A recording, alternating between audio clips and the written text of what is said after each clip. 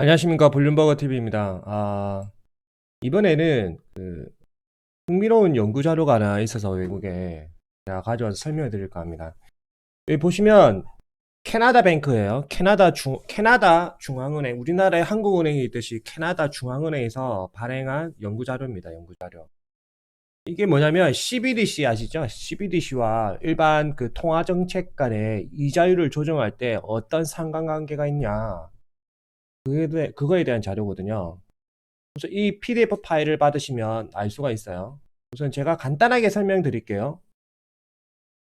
핵심은 이겁니다. 제가 미리 적어놨거든요. 이 영문을 번역을 하니까 우선 여기 보시면 여기 센트럴뱅크 중앙은행이 있고 그 다음에 일반은행이 있어요. 그 다음에 대출을 받는 일반 사람들이 있죠. 전통적인 여러분들이 대출을 받으실 때는 센트럴뱅크에서 기본적으로 돈을 내려줍니다. 그러면 일반 뱅크에서 현금을 갖고 있다가 대출을 해주죠. 이게 기본적인 흐름이에요. 현금 자금의 흐름이에요. 캐시에. 또는 일반 시민들이 은행에 예금하면은 그 돈으로 다시 대출을 해주기도 해요. 하지만 전통적인 흐름은 중앙은행에서 돈을 일반 은행에다가 돈을 지급을 하면 이 은행은 그 대출 받으려고 하는 사람한테 대출을 해준단 말이에요. 당연히 이 은행이 중앙 센트럴 뱅크에서 현금을 받을 때는 당연히 담보로 일반 은행이 가지고 있는 채권을 맡기죠. 그런 거 다 생략하고 이야기를 하자고요. 우리 주린이도 있으니까. 아시겠죠? 그러면 상식적으로 이 세상 모든 만물이 한 단계 한 단계 거칠 때마다 중간 마진이라는 게 있어야 되잖아요. 일반 은행도 먹고 살아야 되니까. 이게 사라진다는 거지. CBDC가 되면. 그 전에 예를 들어 센트럴 뱅크에서 그 다음에 일반 뱅크로 넘길 때 이걸 뭐라고 해요? 레포 시장이라고 하잖아요. 레포 시장. 이렇게 돈이 레포. 여기서 역으로 가는 건 레포라고 하잖아요. 이 레포 시장의 기준금리 그거 다 이야기했잖아요. 그게 뭐야? RP 금리라고 있어요. 내 강의 들은 사람은 다 알아. 이 RP 금리가 예를 들어 0.5%라고 쳐. 0.5%. 그러면 요 은행에서 일반 고객들한테 대출해 줄 때 또 중간 마진이 또 있을 거 아니에요. 그럼 이걸 1%라고 쳐요.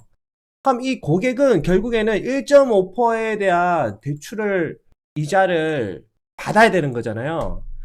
그런데 방금 그 캐나다 은행 연구 자료를 보면 그게 아니라 CBDC를 발행을 하면 이 중앙에서 다이렉트로 고객과 어떻게 보면 금융거래를 한다는 거지. 그리고 중간에 은행의 역할은 거의 그냥 서비스적 개념만 하면 된다는 거죠. 은행의 업무적인 그런 게 우리가 생각했던 은행의 뱅크 개념이 사라지는 거죠, 갈수록. 특히 은행이 대출을 한다는 그런 개념이 이제 사라진다고 생각하시면 돼요.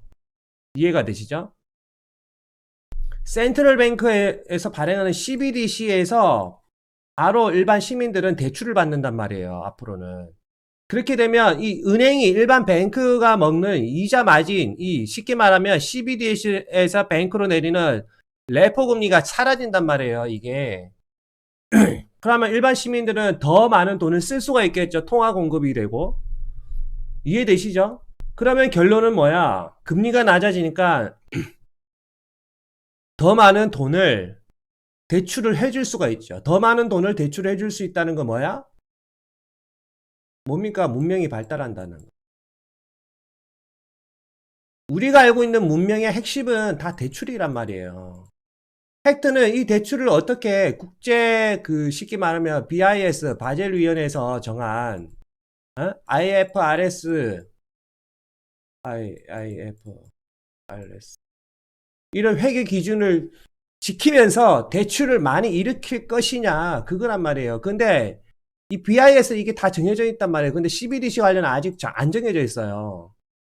그 정해져 있고 안 정해져 있고를 떠나서 중간 역할 하는 사람이 사라지니까 바로 금리가 낮아지고, 맞죠? 대출받는 일반 시민은 금리가 낮아지니까 일반 시민 입장에서는 월 납입금이 줄어들고, 쉽게 말하면은 이렇게 나의 리스크는 갈수록 줄어드는 거잖아요. 맞죠? 그리고 금리가 낮아지니까 이 CBDC 중앙은행에서는 CBDC로 발행하는 이 대출 금액을 대폭 늘릴 수가 있는 거지. 대폭. 맞죠? 그러면서 어떤 자본주의 시스템을 한층 더 업그레이드가 된다는 거죠. 한층 더. 이해가 되시죠? 중앙은행에서 그냥 다이렉트로 컨트롤 해버렸기 때문에. 이런 문명을 제가 뭐라고 했어요? 신사회주의. 그냥 이거는 학계에서 쓰는 용어가 아니에요. 학계에는 이런 용어가 없어. 그냥 제가 정한 게 신사회주의. 제 영상에 보면 신사회주의가 뭔지 나와 있어요. 신사회주의. 신사회주의 핵심은 뭐야? 중앙에서 국가가 시민을 그냥 다이렉트로 컨트롤 한다는 거예요. 다이렉트로. 그런데 일반 시민은 그거에 대해서 거부감이 없어. 오히려 감사합니다. 라고 한단 말이에요. 왜? 우리가 늙었으니까. 초고령화. 김미더머니 연금 더 주세요. 에? 국가에서는 초고령화 사회 때 일반 늙은 국민들의 어떤 김미더머니 그 정신을 욕구를 채워주려면 결국에는 이자를 낮춰야 되는데 그러기 위해서 나타난 게 CBDC고 이 CBDC는 이 뱅크의 전통적인 은행의 역할을 이렇게 없애는 게 아니라 축소시킨단 말이에요. 특히 대출 부분은 더 그래. 대출. 앞으로 은행은 서비스만 하는 거지 대출은 거의 사라진다고 보면 돼요. 서비스 역할만 한다는 거야. 서비스 역할만. 지금이야 지금 뭐 인터넷 뱅킹 이런 거 있죠. 얼마 안 남았어요. CBDC가 정상적으로 이렇게 안정화되면 그래도 안정화되기까지 한 5년은 걸리겠죠. 아직 우리나라는 출시도 안 했으니까. 어쨌든 CBDC가 안정화가 되면 인터넷 뱅크도 이제는 점점점 사라질 수밖에 없다는 거예요. 왜? 중앙은행에서 바로 대출 상품을 만들어 버리니까 뭘 기준으로? CBDC로. 금리는 더 낮아져. 금리는 낮아지는데 대출 상환 기간은 지금 이제 내가 말했잖아요. 그전에 30년에서 이제 40년 되고 이 CBDC 기준으로 대출을 발행하는 시스템이 되면 40년이 아니야. 그냥 50년, 60년이 된다고요. 이 개념이 뭐야? 죽을 때까지 돈 갚아라. 노예들아, 나의 사랑하는 노예들아, 죽을 때까지 돈 갚고 죽을 때까지 세금 내줘. 이게 팩트예요. 아시겠어요? 이 관련 논문 URL은 제가 남겨놓을 테니까 한번 보세요. 감사합니다.